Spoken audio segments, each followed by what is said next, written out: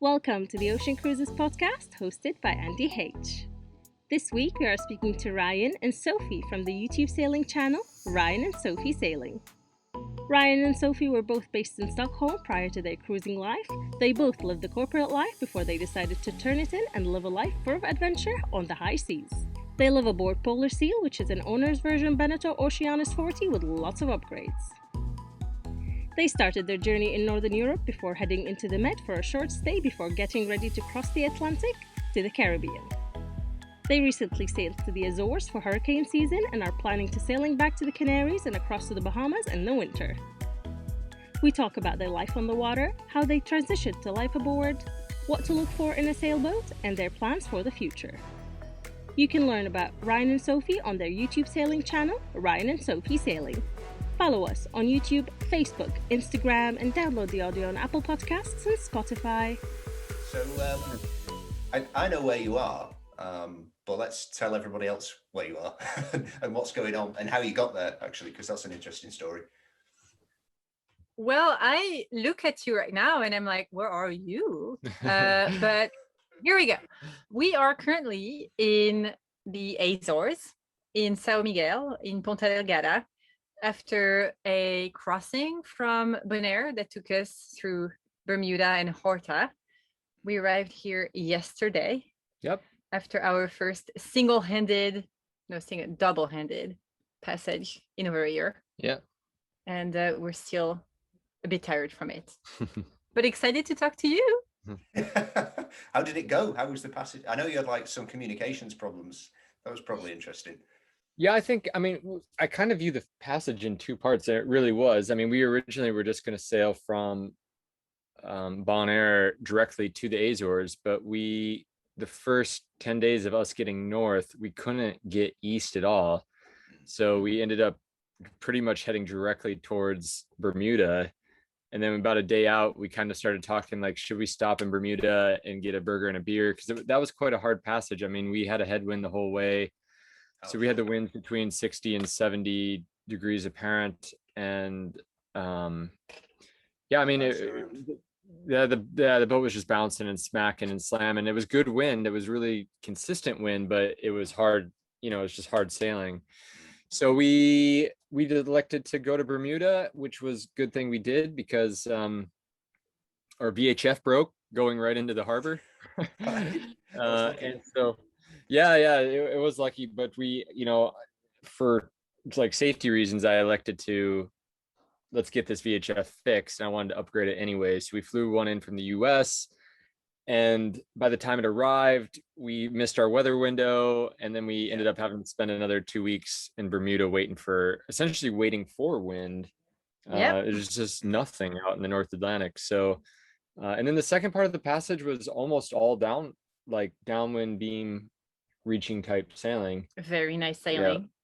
So it ended up being that part. And then the only failure we had then was our Iridium Go failed. So while we were okay, a lot of people following us and our tracker thought that we had just stopped in the middle of the Atlantic. And I think it's worth mentioning here that we're very public with where we are. And so if you go on our website, you'll see our live tracker. And our live tracker has not recovered and still show that we are in the middle of the Atlantic. Cell service. Yeah. Yeah. So that was about it. It took us 10 days from Bonaire to Bermuda, and then another 14 days, right? From Bermuda to Horta. 15, Ryan. 15.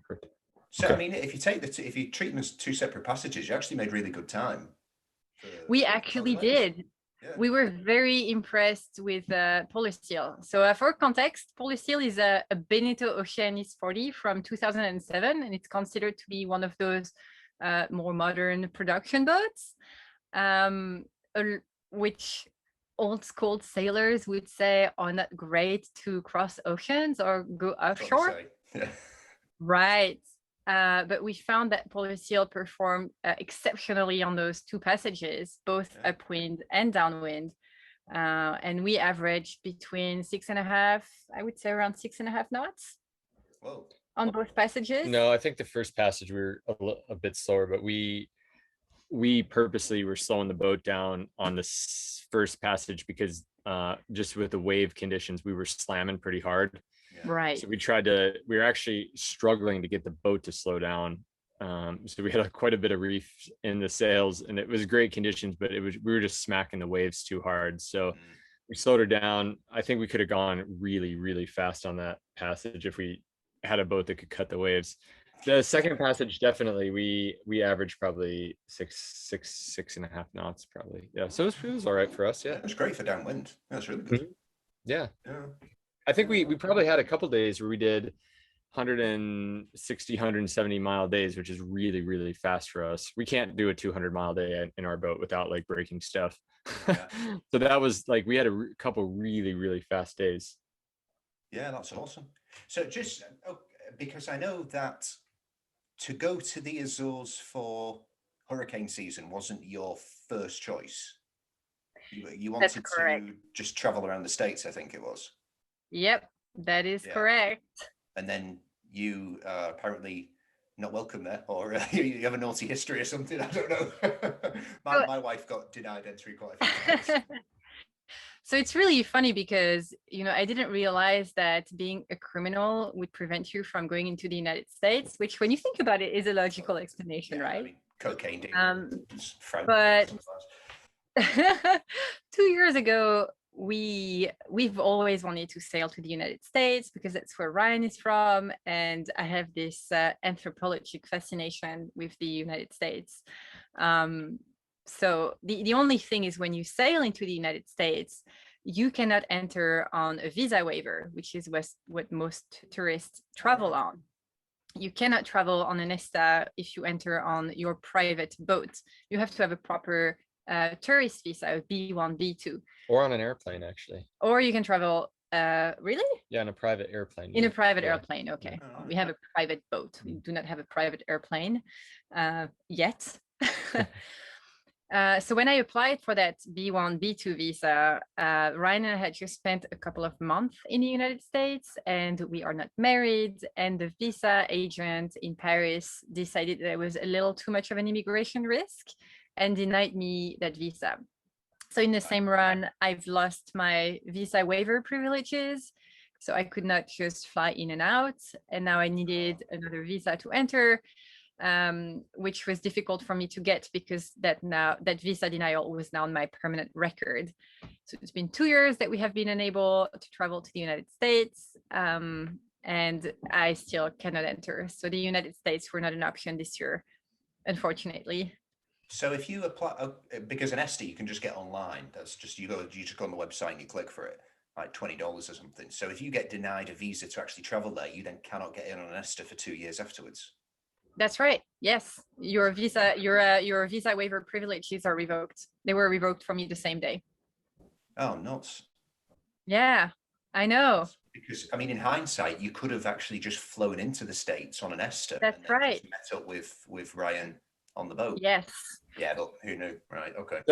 So that's us trying to do the right thing and being punished for it. But I think in the end, it's a pain for us right now. But in the end, in a few years from now, I think it will actually be better for us. We'll be okay. So a few months ago, we talked to an immigration lawyer who was able to give us really good counsel. And well, we've actually just applied for a green card. So we are moving our residency to the United States. And we're hoping to go to Annapolis, where my big vision is to have a place where we can have parties during the boat show. That would be cool. That'd be very good. So stay tuned. What has brought this on? Because you're both residents and/or citizens of Europe now. What has brought on the desire to change where you're based legally? Well, literally, it's this visa issue. Yeah. It's a little bit sad, but for us, the way to be able to come in and out of the United States was to be a resident of the United States, because at this point I was flagged as an immigration risk. So any type of non-immigrant visa for me would have been difficult to get. So we're like, all right, well, I guess we'll just move there. I will actually become an immigrant. Yay! Yeah, the lengths you have to go. It's so strange. My wife's from the Middle East, so we like just constantly have to jump through hoops to try and get anywhere. It's crazy, but yeah, we tried a few times for the States because I used to go there a lot for work. I used to go to Houston, then we used to go to like Florida all the time, to like Disneyland and stuff. And I always wanted to take her. And the first time we went, she got an appointment, and obviously you have to like book the flights and you have to like book a hotel before you actually Exactly. go there. So we like Yes. quite a lot of money on flights and hotels. Yes. Got to the embassy and they said, "Oh, which country are you from?" And she's like, "Oh, I'm from Syria." I was like, "Yeah, you're not coming in today." We were like, "What?" And they had a list of, I don't know, like 20 Middle East countries. They were just like, "Yeah, if you're not if you're on one of these nation lists, you're not coming in." So it was like, "Oh, bugger." So I think that was just before the election, because I said, "Okay, if Donald Trump wins, you might never be able to go there ever again, perhaps. So let's try before." And then we tried afterwards, and then they actually did let her in. Oh, wow. Yeah, they actually did let her in. But then it was the same thing. They just got in there. It's just like, yeah, we can't process visas for anyone from these countries. So yeah, it's pretty pretty strange. I don't know the. Yeah, it's one of those things that you don't have a lot of control over, and it kind of it dictates so much of your lives, because me not being able to enter the United States means no US Virgin Islands, no Puerto Rico. It's like a huge chunk of our plan to escape hurricane season that goes away. So it's a lot. Yeah, it really affected like COVID last year when we were in St. Martin, because hurricane season was coming. We didn't really consider going to the ABCs like we did, and the option is to go to the US. That's what everybody does, and that option was off the table for us. So that added like a layer of stress on an already stressful period of COVID last year of what do we do with our boat in hurricane season, and how do we make this work. And I mean, we did have an option of like taking Sophie off the boat and me sailing it to the US to get it out. But then we're in a situation where Sophie's home is in a country she can't get to. And that's not nice for her. So we didn't do that. Yeah, damn, Andy, we went into the dark topics really fast. Yeah, COVID, immigration. All the pleasant stuff. Yeah. So at what point did you decide that sailing back to Europe was the way forward? Same thing. So we were in Bonaire at this point after having spent hurricane season in Curacao last year. And we really didn't have many places to go to escape hurricane season. We could have done the Caribbean thing, which is popular among cruisers, but it really isn't our jam. We like the sailing life because we like to sail. Yeah. And for us to go from Bonaire to Grenada really didn't feel appealing at all. We would have loved to go to the United States, but that was not an option. We would have loved to go to Canada, but Canada is closed. And so, well, the last option was to cross back to Europe and go to the Azores, which really isn't bad at all. We like it a lot here. But yeah, that's how we decided. Yeah, I think we had three options really. The first was to go to Grenada or back to Curacao. We had overstayed our visa in Bonaire. We had spent a lot of time in Bonaire, even though we loved it there. So the first was to, stay in the Caribbean. The other was to go maybe to Panama or to Colombia. But that's got some complications with COVID right now. And then since the US and Canada were off the table, the only really other option we had was to, well, let's go back around the loop. So Azores, and the thing is, we're planning that next hurricane season will be in the United States and that Sophie's visas would be processed. So we actually need to come back. So when we were thinking through this, we're like, well, we need to get Polysteel back to the US next year. That means we need to do a full Atlantic circuit with the boat. So, we calculated the miles, and it's by the time we get from Bonaire all the way around and then to the US, we're between 7,000 and 10,000 miles of sailing in a year. We have like some, we just did about 3,200 miles, so it's some significant sailing still left to do, and we've already done a lot. So yeah, how up to date is the rig? Sorry, how up to date is the rig? The rig is 5 years old. Yeah, so she's holding up well. She did. I need to do some thorough investigating after beating into the wind for 10 days. But we came through this passage, even though it was quite hard, really unscathed. We have some leaks and things that we didn't even know about that we need to get cleaned up. But generally, the boat held up like much better than I thought it would. So that's good. And that was the first major sailing you've done in quite a long time. Because I suppose from when you were out in the Caribbean, it was mostly just island hopping. Yes. Well, I mean, the word major sailing takes on different meanings, I think, as you progress in your sailing, you know. Yeah. I mean, I remember our first overnight passage in Sweden, which wasn't even overnight because the sun stays up so long. For us, that was a major passage, you know, just 24 hours and doing it on ourselves. And then, you know, we did our first Atlantic crossing, which was 17 days, just Sophie and I, and that was major. And then we got in the Caribbean and island hopped, and then we needed to get the boat from St. Martin to Curacao, which is about 5 days. And then that's a long story, but we didn't even think about it. We just loaded up the boat, and Sophie and I went offshore for 5 days. We knew the winds would be consistent and good and in a good angle. So yeah, we didn't fret about it. Maybe we should have more than we did, but for us, 5 days has now become like, well, I mean, we need to treat it seriously, but it's not as major, and it's standard. And that's a big difference from, you know, 5 years ago when we did that first 4 years ago, that first overnight passage thing, yeah. In Sweden in the middle of the summer when the sun doesn't set. I think it's worth pointing that out because a lot of people just starting, you know, for them an overnight. Yeah, I remember when we were in Cherbourg when we first started on our trip, and you know, there's a lot of British sailors that go to France. Cherbourg is in France. It's in Normandy, and we reached northern France. Yeah, 2 months after leaving the dock in our hometown of Stockholm. Yeah, and I just remember because that whole way from Stockholm down to Cherbourg, Sophie and I did a lot of overnight sailing because we wanted to just get going, get moving. Yeah. And we met sailors there that, I've sailed 30,000 miles and I've sailed for 30 years. And okay. How's the night? No, I don't sail at night. I've never sailed at night. What? Like no. Yeah. It's just like mind blowing, you know, but they just hop around. And for us, we got very comfortable at night quite fast. Yeah. But it's okay, you know, like each have their own style. Absolutely. Going off topic a bit, because I've got like a few things I wanted to go through. When you do night sailing, do you rely on the technology that you have on board for your alerts, like radar, AIS, wind alarms, that type of stuff, or do you just take it in turns, stay in the cockpit, see what's coming, and treat it how it goes? So it really depends on where we are sailing. In a place like the North Sea, when you have a huge amount of traffic, of ship traffic, you have designated areas for big ship, the TSS.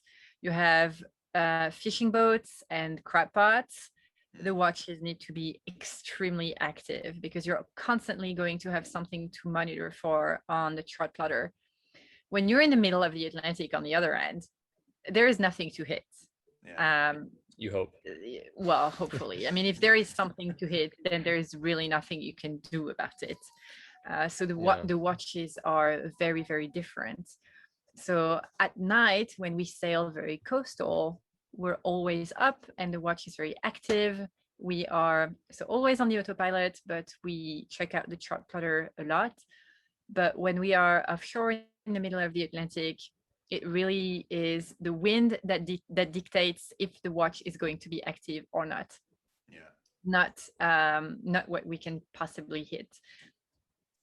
Yeah, I think in the North Sea, honey, like most of the boats, even the fishing boats, had AIS, and it made our lives easy, even though it was very complicated. But we definitely relied on the visual things that you kind of learn in the RYA courses and stuff. You know, what do the lights mean? How are they moving? And that augmented the technology that we had on the boat. So they worked hand in hand. And I think you need at night to know how to do what is this light? What, you know, is there something there type thing? Because when we got into the Med, it was very apparent quickly that a lot of boats did not have AIS. Oh yeah. So when we were doing, you know, when we were out at night, you have the AIS, you have the radar, but we still had to keep a fairly active watch. And I would say maybe the thing to say for our watches in the ocean sailing is that we kind of shift from like watching out from other ships to taking care of our boat. Like we're all more on watch, like how are the sails behaving, how's the boat behaving, versus like Yeah. not hitting anything. So at the end of the day, the instruments they're necessary. I wouldn't want to go offshore without a radar and without an AIS, definitely not without a VHF and satellite communications. But there is so much more to that than just our nav equipment. Yeah. And experience as well. I mean, it's like when you said there, it's like any major sailing, you know, like it depends what you class as major sailing. I think crossing the Atlantic to anyone is major sailing, unless you've just dotted across the Pacific your entire boating career. But yeah, it's just, I think if you have enough confidence in your boat, and you guys have got experience in dealing with that boat, because you've done quite a lot now, then you can be a lot more comfortable when you do those things. I actually think that when I talk about major sailing, that like the North Sea for me was major sailing. It was very complicated sailing there. You don't have a lot of tides and stuff like that. Yeah, you have the tides, which you don't care about in the ocean. You have the ship traffic, which you don't care about in the ocean. You have not a lot of room to sail to begin with. You might just have like a mile or two corridor you can get the boat through, and might have small, really shallow shoals that you have to navigate through. And so to me, that is actually hard sailing. When you get offshore, there's just nothing to hit. So I'm almost more relaxed when we get away from the coast. It's just if something breaks, you're a little bit further away from help. I think that's a scary thing for a lot of people. But what would you say?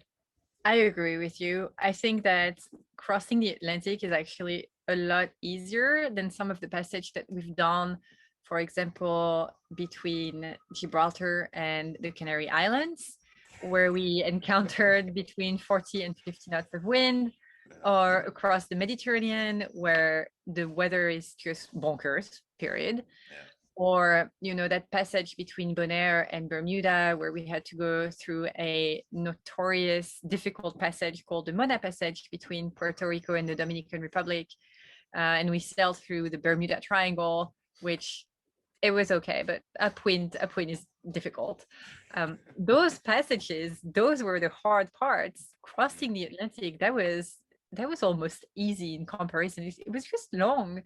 Yeah. So I guess that major sailing really takes a different meaning based on your level of experience. I'm crossing over in December with my friends Mandy and Alex, and I was talking to my wife about it a couple of days ago, because we just we were just out for like 4 days in Spain on anchor, and she was like, you know, it's going to be really complicated. I was like, it's kind of not. Like, they were doing it in the 1500s. You just like put 2 sails out that way, and you know, you find yourself there. Like, you really don't need to do that much. Yeah. So, yeah, in a lot of ways, it's kind of easier than some of those like little challenging ones that you're just talking about. Yeah. In terms of the sailing, crossing the Atlantic is actually fairly easy, but you need to be prepared for a much longer period. So in terms of the food, of your power supplies, of your entertainment, and, you know, be mentally ready to be at sea for a very long time. That's what a crossing is. But in terms of the sailing, it's okay. Yeah, I think, you know, you can get away coastal sailing without knowing your boat very well. But that's where the big difference is, I think, with ocean sailing, is that to be, you know, you might make it once or twice without knowing your boat, but eventually if you do it long enough, we had something fall. Eventually, if you do it long enough, stuff is going to break, and the better you know your boat, the easier it's going to be for you to get creative in trying to find a fix for whatever's broken. And I think that was I've learned our boat front to back, sideways and ups and down, and we had a few things break on our first ocean crossing, and we managed to get stuff sorted like relatively quickly. Well, you did. Yeah. So not me. And then I think the second passage, stuff didn't break because we have the boat sorted. Yeah. So I think that's the bigger thing with those types of crossings. It's like you're just away from help, and that creates an unknown. I was just thinking while we were talking, you know, it's like when you drive in California, like in the desert, and you see the signs, there's like 180 miles until the next gas station. And, you know, all these thoughts start racing through your head. You're like, okay, should we stop now? What happens if we run out of gas? Like, that's a long way. Yeah, but it's unlogical, you know, it's just a long ways. And they're just telling you that in case your tank is actually, you know, really low. And I think that happened to me. I think that happens to a lot of people. Yeah, but I would say that it's human. Yeah, and it's absolutely. probably when you worry about ending up in trouble, it's probably a good Absolutely. sign. You push on the side of caution, doesn't it? Which is what you need if you're crossing oceans in a 40-foot boat. Yeah, I think that's pretty healthy. So just because then you said before when we were talking about passages, you said you actually really love sailing, and that was one of the reasons why you wanted to like hop over to the Azores and do the circuit again. And when you started off traveling the world on the boat, was it, did you do it to travel, or did you do it to sail and live on a boat? Oh, Ryan, help me. I think for myself, I liked the idea of an adventure, and I was always like this anyways, of going places that other people don't go. And for us in the sailing world, it's very hard to say this because people cross oceans all the time, but that's in our little community. In reality, people don't cross oceans on their own little boat all the time. It's just we're in this network of like couple hundred people that do that, and so we think it's normal. It's not a normal thing. And for me, that was like the excitement of it originally. It turns out I actually don't really care for long ocean crossings. I just get really bored, and it's not really my jam. Sophie loves it, but what it's turned into, I think, is we've discovered a lot of places that we would have never gone, a lot of people we would have never met, from really rich people that have really rich boats that are really cool, all the way to very like poor people that are just scraping by, and we all are friends and we all see the same sunset. And I think for us, that has turned into something that kind of drives us a bit. Yeah, What did she say? I agree with you, but as you said, I'm very different. Yeah. And it's really funny because I never expected that out of myself. I'm a very girly girl. I still am. You know, I had a nice job. I would buy nice clothes. I never owned outdoor clothes before we started sailing. And I never expected that I would get hooked on offshore sailing. But, you know, when we started doing it, okay, on top of that, I'm seasick. Like, I'm really prone to seasickness. Oh, really? Still? Yeah. Oh, yeah. When we sailed from Horta to Ponta Delgada, which is 100 nautical miles, barely, not even 24 hours, I started the sail with a little vomito. Yeah, you did. Yeah. Within 1 hour, I was there. That was your own fault, though. It was my fault. I was trying to work on the laptop. It didn't work very well for me. But so yeah, I'm prone to seasickness, and it's okay. I've learned to manage it. But I never expected. Points of sail, like when the boat moves in a certain way, or is it just? I mean, upwind will definitely trigger that. A quarter beam wave is more likely to trigger it as well. Choppy seas, you know, when the waves are really close to each other. But I think the other thing that triggers it for you, just something I notice, is that if we don't sail for a long time, of course. I mean, if we're sailing constantly, I find that you get into your rhythm a little bit. But we all get rusty. Yeah. But yeah, so I never expected that I would like offshore sailing or crossing oceans. But I find that after a few days, I mean, I really enjoy it. I love the disconnection. I love the motion of the sea, watching the sunset on watch, listening to music, and just living to the motion of the boat is something that I adore. And when we arrived in the Azores after 15 days crossing, that was exceptional weather-wise, but challenging in terms of losing our satellite communications. And you know, it's a long passage. We had also confused seas, which didn't help. But when we saw the Azores, I felt like I was making one with the boat, to the point that I almost didn't want to break the bubble that we were not living in. And I mean, that's the nature of a passage, right? You arrive at destination eventually, but I just loved being in that state of feeling like I was one with the boat so much. Yeah, I'm a little hooked. You sound like a sailor. It's I'm not sure. Is that a good thing? I'm not sure. Well, you are, so yeah, I suppose it's a good thing, yeah. So just in terms of like the boat, the boat that you got, that's the Oceanis 40. Yeah. Which boats are on the shortlist, and why did you end up picking the one that you chose? Oh wow, you want to talk about that, Ryan? Yeah. To be honest, when we bought our boat, we had just finished sailing lessons, so we had 2 weeks of like formal training. That was our log. That's the entirety of our logbook at this point. And we just wanted a boat. And to be very honest, the original plan was for us to buy a new boat. We were looking at a Jeanneau 379 or 389. They were just in the middle of changing it over. We were literally like minutes away from buying one on the phone after our, like, we were walking away from the boat that we took our sail training on, and I'm on the phone with the broker trying to broker a deal on it. But we ended up not doing that, and that was the best thing that happened to us. The deal fell through, and we a couple weeks later we ended up finding we ended up started looking at used boats, which we hadn't done yet, and then we realized very quickly that we could get a used boat a bit bigger for what we were looking at new, and for a lot cheaper. And so we ended up finding like the Oceanis 40 and a few similar type boats.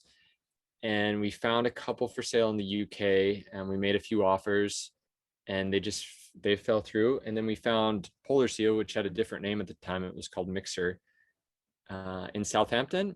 And we put an offer down, and it was accepted, and took it, and yeah, that was it. So really at this point, our entire experience of boats and boat buying was the single summer boat show in Sweden, where we had seen Jeanneau's, Benneteau's, Dufour, and other locally made boats like the Lignettes or the Arcona. And we really felt that the Benneteau's were the best ones. It's like the more homely, the best quality, the best finishes. Well, we didn't really know the difference because we didn't understand what Halber Rassies were to Benneteau's, and now we kind of understand. We had never seen a Halber Rassie at this point. We just knew they were very expensive. Yeah. From Sweden, aren't they? Yeah. So for us at this point, I know they're super expensive. They're like at least 4 times what we paid for our boat. So at that time, the absolute best boat you could buy was a Benneteau Oceanis 40. Yeah, and we got this 2-cabin. We always knew we wanted an owner's version because of the how it was configured and what we wanted to use it for. That was about all we knew. And then I would say the things that we thought we needed in a boat and we were looking for turned out to be not the things that we should have been. Like I was really, it was like, oh, how's the cockpit? Oh, how's the galley? And those things are important, but there was a lot of other like sailability things and other livability things that, after 5 years on a boat, we've learned that this is actually important stuff as well. And so yeah, I think that process was good. Polysteel is a fantastic boat. We've upgraded her a lot. We're kind of at the point where there is nothing left to upgrade. I mean, there is some things to upgrade, but we ask ourselves now, like, if someone were to buy this boat, they're buying equipment that is found on like a 50-foot boat, and are they actually going to spend the money, to have that or go up a notch? So we've kind of stopped doing a lot of work on the boat, and we're just now kind of upkeeping her. This is a lie, Ryan. You are never done upgrading Polysteel. This is an absolute lie. Come on, you know it. I was going to ask, like, what is coming next? Yeah, exactly, right? like there is not going to be a new truck plotter installed. Yeah, but that's like maintenance at this point because they're breaking. So. I'm not like adding things like a washing machine like we just did. And yeah, you're not doing that. You just did that. Those are really cool. 2 months ago. Yeah, the washing machine was awesome. Yeah, they're really good. Just bolt it onto the wall. Yeah, I think, for us, just how we started living on the boat, and where we've been has changed what our priority. Oh man, sorry about that. There's a What is this? big noise outside. I think it's a outboard motor. Oh, We're in a right. marina. Sorry about that. Oh, so hopefully they stop that soon. I think there's like some charter boats across from us. I think they're showing people how to use the equipment without killing Sounded themselves. like the electric toilet. It's like, Yeah. So yeah, I think our priorities changed a bit. Like, different parts of the world, and like, the Med has certain amenities that we didn't have to think about things. In the Caribbean was a bit different. One of the things that we found everywhere was laundry was expensive and hard to find, and we kind of just got sick of it. So Yeah, we got a washing machine. I won finally. that. I Yeah. won that That battle. had been a didn't battle I? Sophie had been fighting for quite a while, and she's Yeah. won. those- So that's those are fine. really hard to find as well. I know I saw one. I saw a photo of one like a year ago. I was like, oh wow, that's amazing. I thought about it. I was like, oh, if I could invent something. Obviously, you never do. You think about it and you don't. But yeah, they're just not available. You can't buy them anywhere. No, they're really hard. We have a couple of friends who run an online chandlery, and they are currently trying to get their hands on those washing machines to sell them. And it turns out it's really complicated, even for distributors and dealers, to get their hands on those washing machines to sell them. So we're trying to find a new solution Yeah.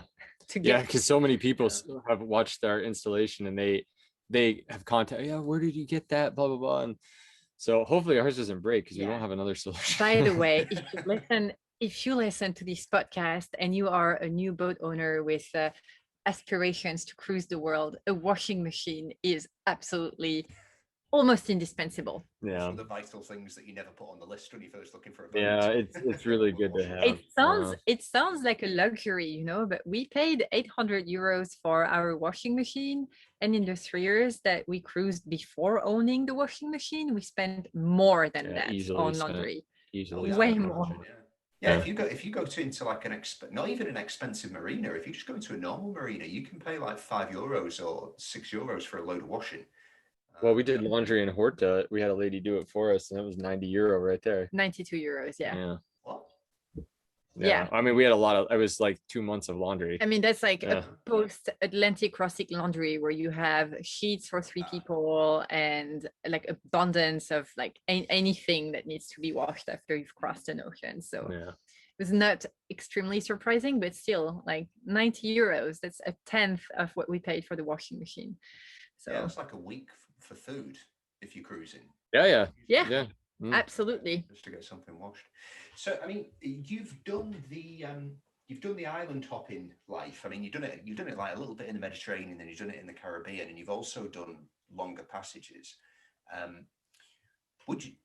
There's a different type of boat that's suitable for both these different types of traveling. Yeah. Do you like your boat for both of these types of sailing? 100%. Right. Yeah. Okay, that's cool. And So is there a boat that you would prefer than the boat you've got now? So can I answer this question, Ryan? I recorded a video about how we equipped our boat to cross oceans today. Oh, nice. And yeah, I'm very excited. I think it's going to be a good one. But when we bought Polysteel, I don't think that we bought Polysteel with the sole intention to do offshore sailing. No. We bought our boat so that it would be a good house for us. Yeah.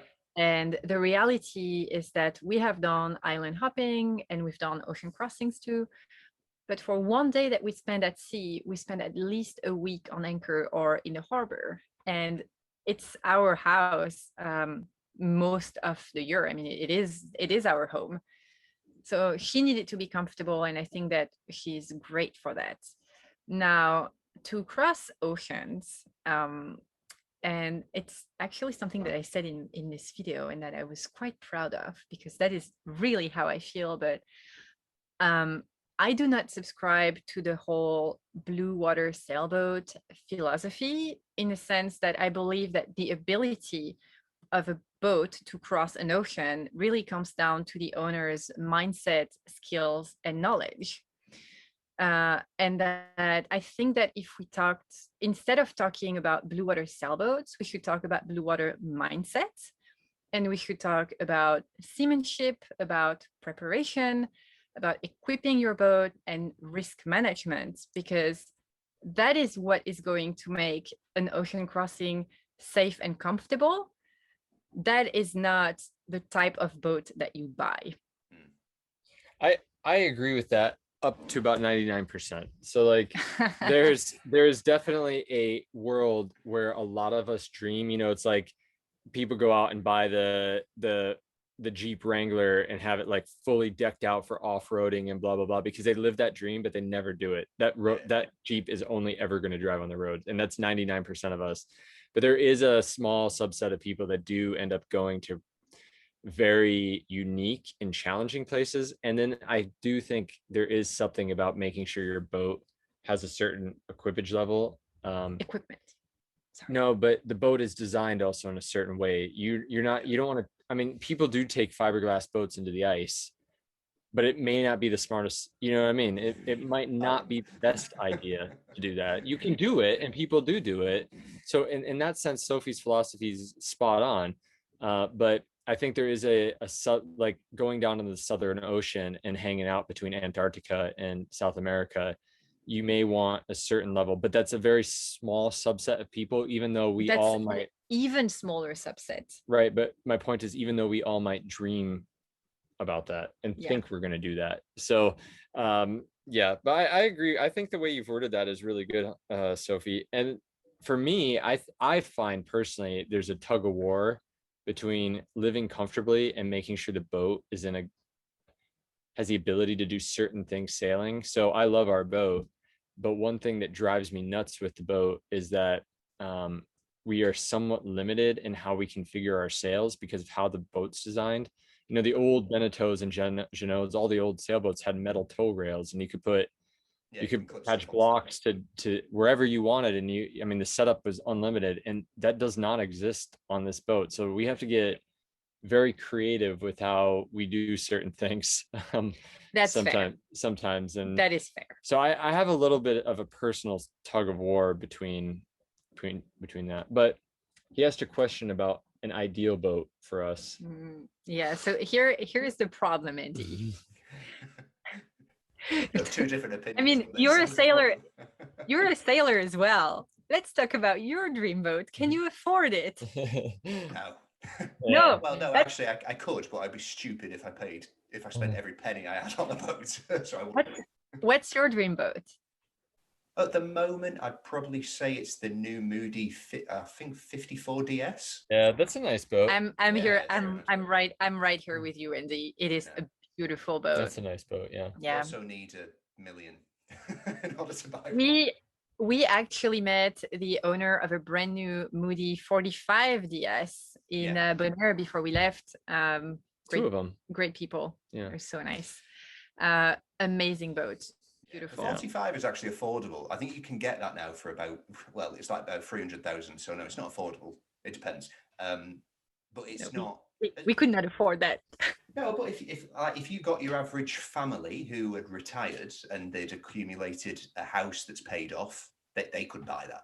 You know, a lot of people could get that. Whereas the 54 is like, no. Yeah. No, when we bought our boat, it was the absolute most expensive thing that we had ever bought. And you know, when you look at the world of boats, it was pretty cheap. But yeah, so that was the boat that our money could afford, and I think that we did an amazing choice. I love our boat. But you haven't answered the question. Which is my dream boat. Okay, so anything Garcia exploration. Okay, fair enough. I think our dream right now is actually we would like a catamaran. And the exploration cat is freaking amazing. It's so great. How much? But that's about a $2 million boat. Because that 40-footer is like 600 grand. Yeah. And it's amazing because they're coming out with a 60-foot monohull, and that starts at 1.7. It's way more expensive than their 52-foot cat. Yeah. So it's a lot of change there, but we can dream. There's a 45-foot exploration in the marina here. We've walked by it a few times. So you know, cats, like you said, you're thinking you're going to go, because we're going towards cats probably in about 3 years. Yeah. But when we start traveling, we'll be going cat direction. Have you had any thoughts about which brand or particular model, anything like that? What, Yeah, Garcia? Yeah. we just need to make the money. No, but I think that what Ryan and I are realizing at this point, it's been 3 years that we are sailing full time, is that we like the adventure that the sailing life offers us, and we would like to go to a little more adventurous destinations like Norway, Svalbard, Patagonia. And while we adore our boat, we would want a little bit thicker hull, a little more insulation, a little bigger cabin so that we can take crew more comfortably. And so this is not the boat that we would want to take to those destinations. So with that said, do we have the money to buy a new boat right now? The answer is no. But he's asking about, I mean, you're asking about catamarans specifically. Like, yeah, we've talked about that a bit. And I think for us, like, we value the space a bit more. And so we both, I mean, as we've traveled, we've learned that on the boat and as a liveaboard, you're with your partner 24/7, 365. There, you know, like most couples at home, you know, you see your partner maybe an hour or two a day in reality, if you add it up. And so we're together all the time. And I think a catamaran offers the ability to have a bit more space and private, like privacy for yourself, which we all need. You have two boats in one. You can have one whole. You fight in the middle and then you just go. And then, yeah, and I think it's important for us because we both are working. I mean, I work full time, not on the YouTube project, and then Sophie's full time on the YouTube project. So, and we have a few other things going on. So having the ability to have it just a bit more space for us is important. And if you think about what Sophie said earlier about, you know, for every day we sail, we're probably on anchor for 7 days or so, you know, that ratio fluctuates, I would say, but, you know, having the comfortable home, even though maybe a catamaran doesn't sail upwind so well, there's value to that because you're spending more time in that environment of being on anchor, being in the marina, or, you know, on a mooring ball. So then sailing upwind. Yeah. And no one wants to sail upwind anyways. So we're not racing the catamaran. Sophie and I don't race. That's how you break boats. So we just want to cruise. And so we'll wait for the weather. We'll wait till we're able to sail the cat in a good way. And that's what we want to do. But even, you know, the catamaran market's just like, first off, it's hard to get a boat that's affordable. Second off, I am quite disappointed with like the production cats and how they're designing the newer boats. They don't interest me. They're made for a charter market, which is exactly what happened with the Benneteaus and the Jeanneaus. They've all turned into like, let's just satisfy the charter market. And there's this hole that's in the marketplace of cheaper boats that are made for people who want to live on them.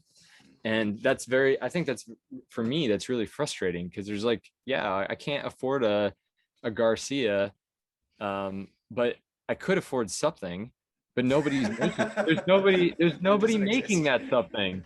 Nobody is filling that hole for people. And if they are, it's just junk. It's made for, like, use it and beat it for, you know, 3-4 years in a charter company, and then sell it off to somebody that's going to pay way too much for it and doesn't understand what they bought. And I don't know, I'm just rambling. I'm pretty passionate about that.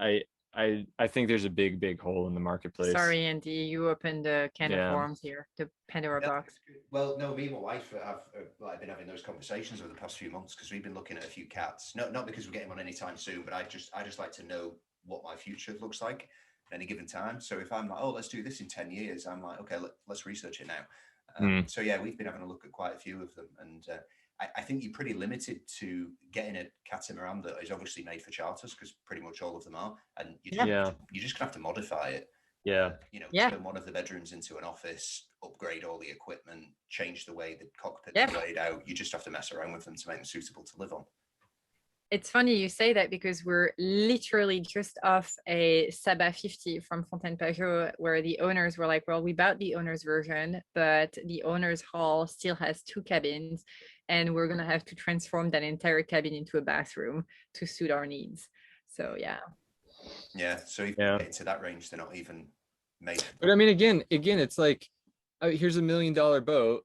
and you're going to go spend another 100 or 200K to modify that boat because it's not even what you want in the first place. So Okay, but let's back a few steps here, because we live in a generation where we get to have expectations on boats. You know, if we look back at 30-40 years ago, owning a boat in itself was so luxurious. Yeah.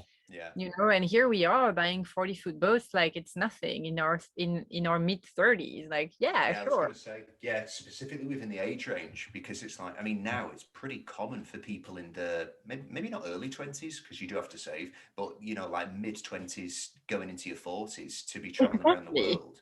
Exactly. Like your boat is a nice, decent boat. Yeah.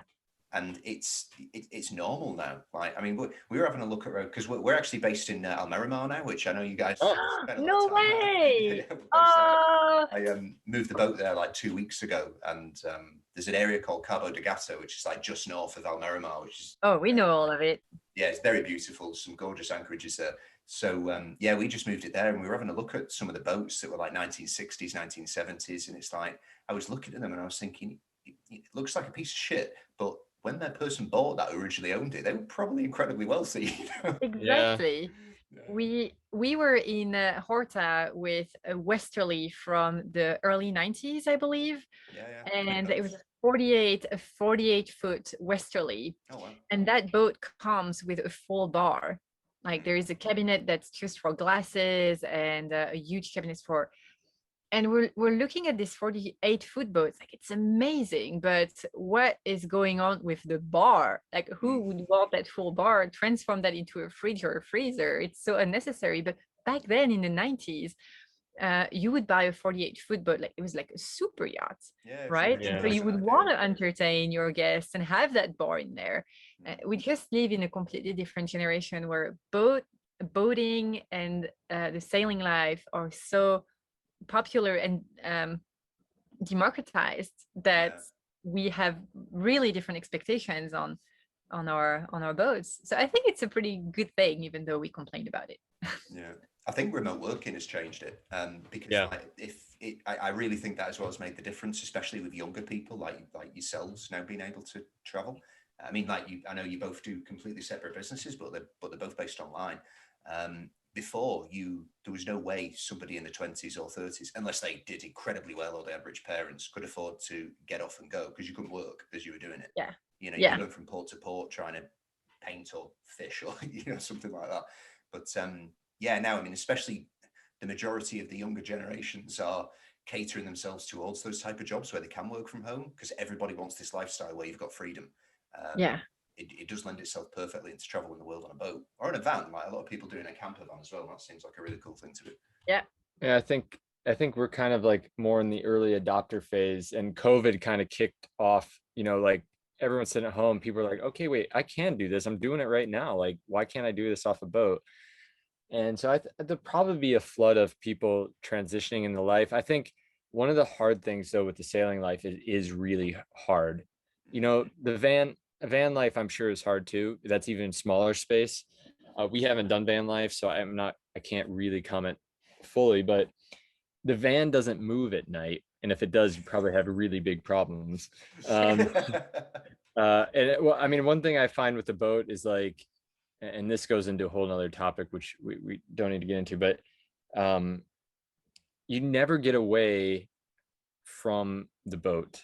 So you're constantly in caretaker mode, which when you live in a house, or maybe if you live in a van, you get to decompress from your job, or you get to decompress from your partner or your kids, occasionally. But with the boat, and if you live on it, it never stops. Even if you're in a marina, there's something going on, or there's a noise, or there's a banging, or you got to move. You know what I mean? There's just always something. And if you're on anchor like we are most of the time, you just never know. You're really tired one night, and maybe you and your partner just had a fight, and you just want to get a good night's sleep, and that night a storm blows up and the boat's going all over the place, or someone's dragged into you, and you're up at like 3 a.m. dealing with it, and you can't get away from it, and it just makes it really hard. And I think a lot of people that go into the life aren't quite mentally prepared for that aspect of it. Mm-hmm. And I can woefully say that we speak from experience. Those things have happened. I mean, we've started telling people that I think there's 3 aspects of living the liveaboard life. And the first piece is finding a good boat and equipping that boat in a good way. And everybody knows that. Everybody, okay, what boat you get? How am I going to equip it? Everybody does a really good job with that. The second piece is financially. How are you going to afford this? So I think a lot of people do an okay job with that. You know, how are we going to have jobs? How are we going to pay for everything? What does stuff cost? There's a lot of stuff on the internet about that. But the third thing that I think Sophie and I have identified in the last year or so, we've started talking about more is only in the last year, you think? But is the relationship and the mental aspect of a project like this. And I think that's something that many people they don't either know about it or think about it or decide to address. So your relationship's going to get really challenged, even if you have the strongest relationship in the world. And that's whether you're sailing offshore or you're sailing coastally or whatever. You're living in a small space with your partner, and it's really hard. And then there's the mental aspects of it. So everything from getting up at 3 a.m. and dealing with that. And well, yesterday, I sold the boat twice yesterday. Yeah, that's a pretty like a weekly occurrence of selling the boat.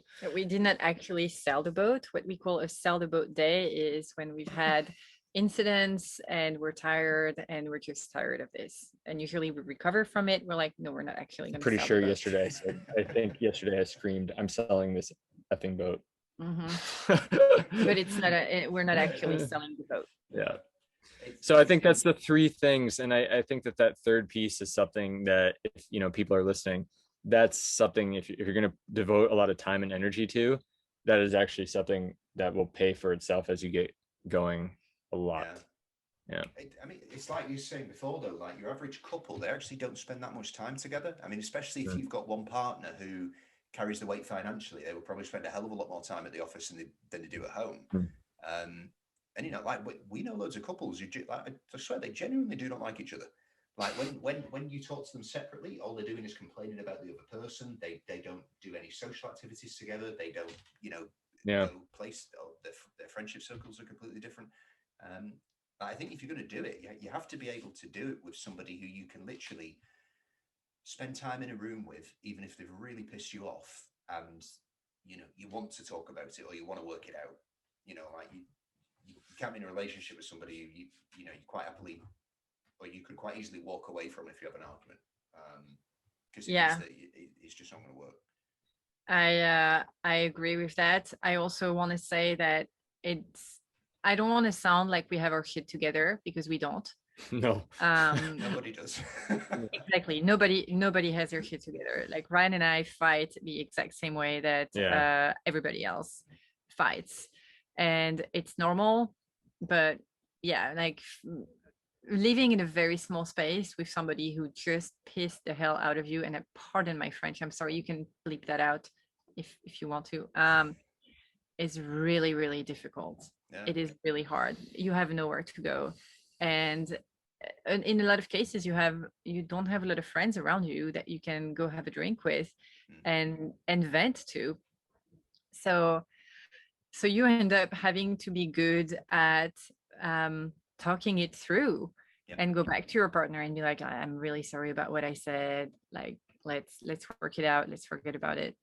And it's hard. It is really hard. It's something that I never experienced before you and I moved on the boat. But yeah, I mean, and even tomorrow, like Sophie's going to Paris and I'm going to go to the US for a month, and we're taking a boat break, and we're taking an us break, but it doesn't mean that we're bad or anything is going on with us. It's just, all that time that we were just saying, in a normal setting, all that time you bank at the office without your partner, we just have collectively accumulated that, and we're going to cash that in now for the next month.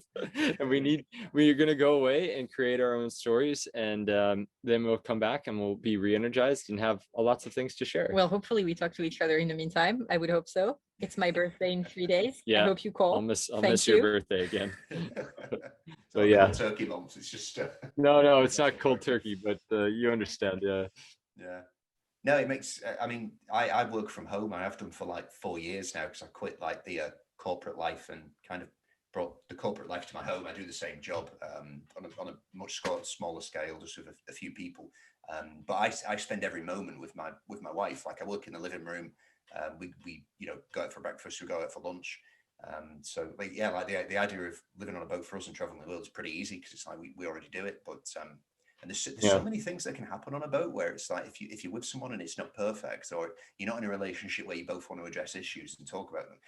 So even anchoring, like we were anchoring up the other day and we dropped anchor. I think I let out a bit too much and we started swinging too much, and then we needed to pick it up and it was stuck in some seagrass and I was shouting to the back of the boat, and it's like you can easily see how this could turn into a full-blown argument. You know what I mean? Oh, why are you shouting so loud? It's like because the boat's moving. And like you live in an environment that is challenging by nature, right? Like Ryan and I have chosen to cross oceans, which is it's stressful, and you're sleep deprived, and one night you're going to have big waves, big swell, and you're not going to sleep, and you're not going to sleep for 3 days, and then you take over the watch at 3 a.m. in the morning, and something as benign as, hey Ryan, like I think you should wear your shoes on the foredeck, can turn into a I'm trying to find polite words to describe it, but like you get my point.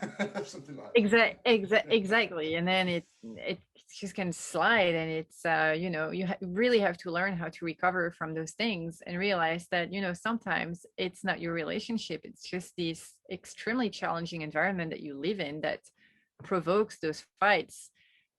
We just came back from this Atlantic crossing, and we arrive, it takes us 10 days to recover, 10 days to go back to normal sleep cycles, and it's a long time. And in those 10 days, well, we were both really tired, and we have our moments.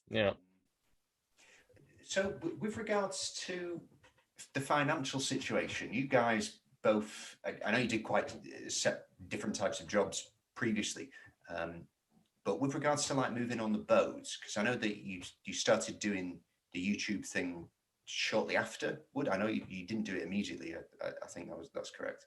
Pretty close. Well, I get really bored in the month leading up to our departure because it was winter and there was nothing we could do. So I took these courses in Premiere Pro and photography editing and stuff. So I really started documenting before we left, but like about a month before, I think. And it was never meant to become a professional project, more like, well, this is what we do. And I wanted to give my friends a good laugh because they never believed that we would actually pull it off. And well, it turned into what it is today. You pulled it off, yeah. Okay, so when you went into this, I imagine like you had a certain time frame in mind. Did you have everything financially planned out, or was there an element of we're going to have to see how it goes and make some changes or come up with some ideas? No, so that is another thing where when you get into this lifestyle or get interested in it, it sounds like you need to have everything figured out. Ryan and I did not. We saved a lot. So I had sold my apartment and I had a little bit of capital from it. Ryan, you had some savings as well. We were both making very good salaries in our late 20s, early 30s in Stockholm in Sweden. We were both owning our apartments. So we did have a little bit of cash. Ryan had quit his job 2 years before leaving, and you were already established as an aviation consultant. making decent money, doing that, And I had just started as a freelancer doing digital marketing and social media. And the year that we left, I started YouTube as a way to explore the platform and develop my skills as a social media manager in YouTube. And so we didn't leave with 100% of our finances figured out, but we knew that we had a little bit of money on the side. We knew that we had projects, and our motto was, we're going to do this as long as we enjoy it and as long as we can afford it. And to this day, we still have fun and we still can afford it. So, I mean, to be fair, when we started the project, the original idea was just for us to take a year and do an Atlantic circuit. And I mean, the text message I sent you when I asked you if you wanted to do this, you were the one that said, yeah, I could do it like maybe for a year. Yeah. It's true. So we originally had not intended it to develop into what it has today, which is us.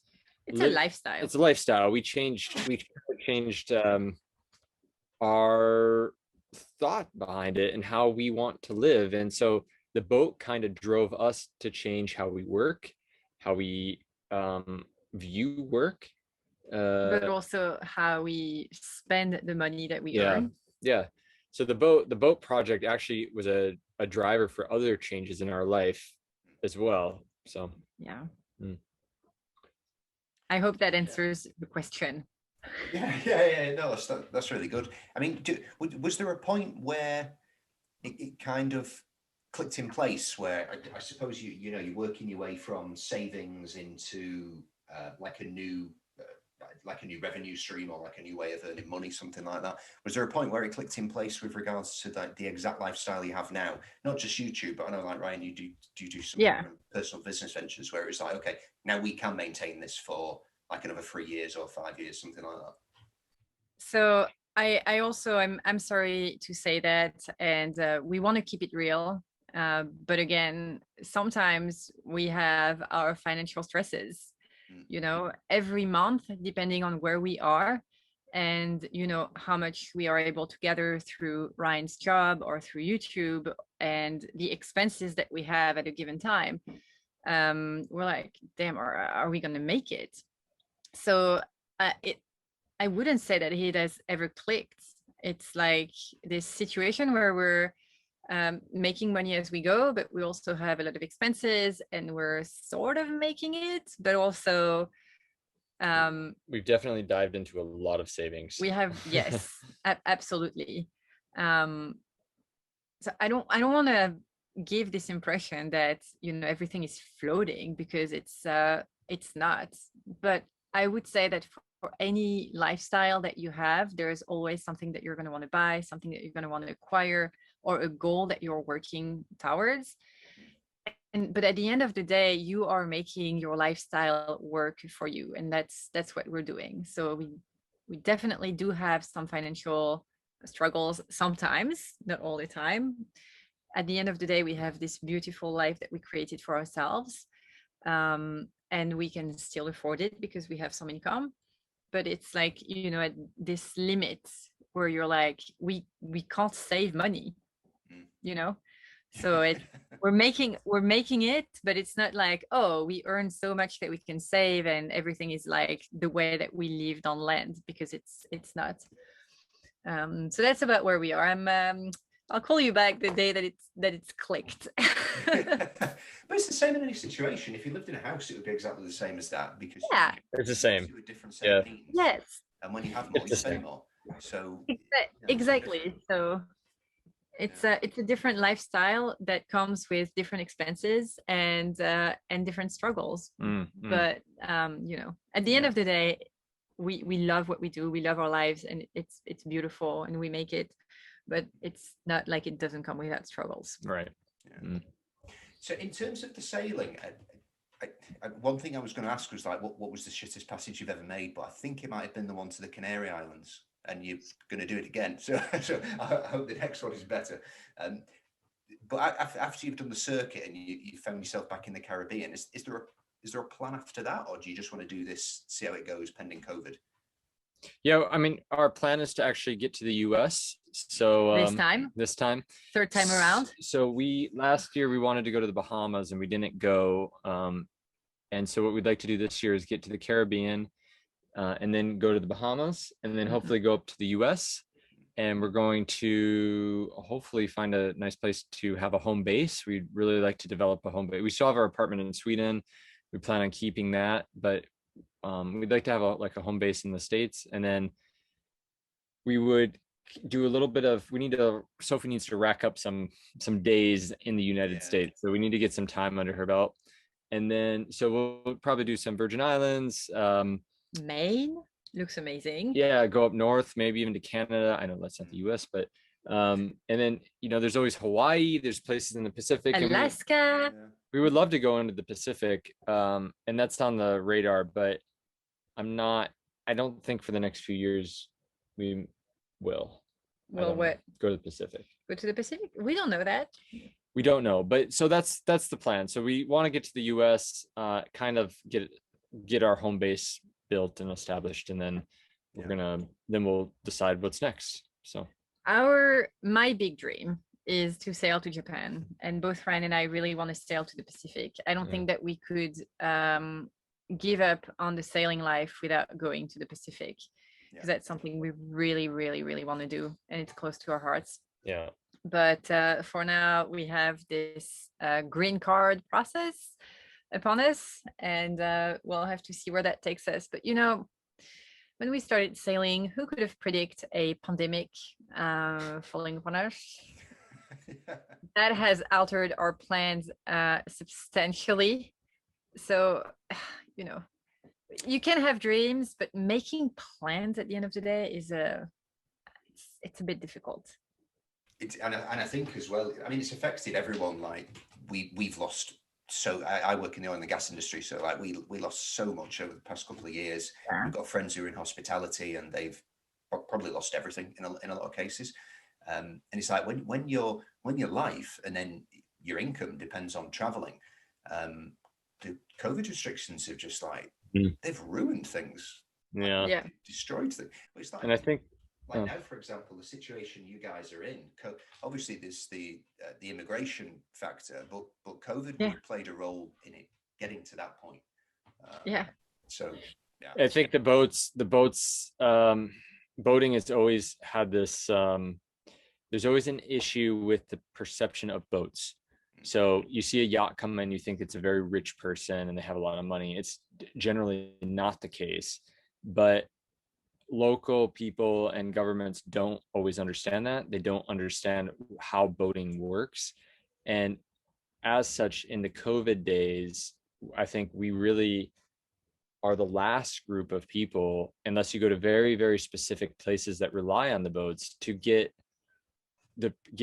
logical and proper attention. And by logical, I mean, like, do the rules make sense? For, like, we're just talking to some friends who are trying to go to Morocco right now, and they have international flights flying to Morocco, but they won't allow pleasure boats to come. And it's completely, it is insane. It makes no sense when you logically think through it, but there are people in positions that make the decisions that aren't fully informed of what that life is. And so that's been, I think, the hardest and the most frustrating, because it's a small group of people too. So they think, oh, well, you're just really wealthy, just go do something else. And it's like, well, no, this is my home, and we need to find a safe place. And to get that message through to people is really challenging. Yeah. Would you agree? Yeah. Yeah. 100%. It's a tough. I remember we were in. I can't remember what marina we were in, but anyway, in Spain, you've got they're not really a coast guard. It's called the Guardia Civil. And like, Coast Guard is there to help. Like, the Guardia Civil isn't. So I was talking to a guy who just pulled into the marina, and the wind was rough. I remember it was like 30 knots, and we really struggled to park the boat. We ended up having to get somebody to help us and like push our bow off like another person's anchor type of thing. So it was really challenging. And another guy came in later, and he where this marina is based, you've basically got a small breakwater that like protects you from south winds. So you find you can anchor there, but there's no spots in the marina. So he went in, couldn't get a spot in the marina, so he dropped anchor in this little bay. And the Guardia Civil just came and said, no, fishermen are going to come here in the morning, so you can't stay here, you need to move. And he was like, I can't. Like, have you not seen, it's like 30 knots of wind, 2 meter wave. Yeah. There's no way I can go out there. And he says, yeah, of course you can. You've got a boat. Just go. It floats. It's like, what? It's pretty crazy. Yeah. Well, it's even more crazy by the fact that the Guardia Civil actually has a boat themselves. They should know. Did you want to escort me there? Yeah. Yeah. Please provide with the tow over there as well. Call you in 3 hours for a rescue. Thank you. So how long are you guys staying in the Azores before you make are you going like mainland Portugal and then heading to the Canaries, or you just go to Azores? Nope. To the Canaries? We are sailing in the middle of the Atlantic. Yeah, so we're actually leaving the boat, as I said, tomorrow-ish, and we're going to take about a month-long break or so, and come back in September. And then from there, we'll go to Madeira, we'll spend a little bit of time checking out the island here because we haven't done that, and then to Madeira, then back to the Canaries, and then you know, when we're ready, we'll head back across. So Probably through Cape Verde as well. Yeah. maybe. What's the weather? What's the best time of year for that weather window? Just going from Azores, Madeira, back down to the Canaries, like October. I mean, or something? the later you get in the year, obviously, the bigger the storms, the winter storms can be. So it's better to get going south. But you can do this trip, you know, Anytime. that trip, yeah. But the passage from here to Madeira, if you don't stop, there's one small island about half a day sail from here. If you don't stop, it's about 4 or 5 days. So that's a small enough window that you could probably find, even in the height of, you know, stronger storm, you can find a window of sort that will work. From Madeira to the Canaries, it's just 2 days or so, 2.5. So that's definitely, you can find a hole. You might have to wait a while, but yeah. So I think we'll be all right. I think Cornell suggests that you get down to the Canaries by October. So that's a bit tight for us, but we're going to try to get down there as soon as we can, and we'll spend a little time there, and then yeah, we may actually have Sophie cross with herself and some girls. With myself. Yeah, Sophie might captain the Polysteel, and I might hop on another boat. I'm not sure if we talked about that, but yeah. So we might try something new. Yeah. Yeah, sounds cool. Yeah, good. Yeah. Well, listen, thanks so much for your time. It's been a pleasure speaking to you and learning about you know, a bit more about your past and what's to come. So yeah, really appreciate it. Right. Thanks, Andy. Yeah. You're welcome. Cool. Good.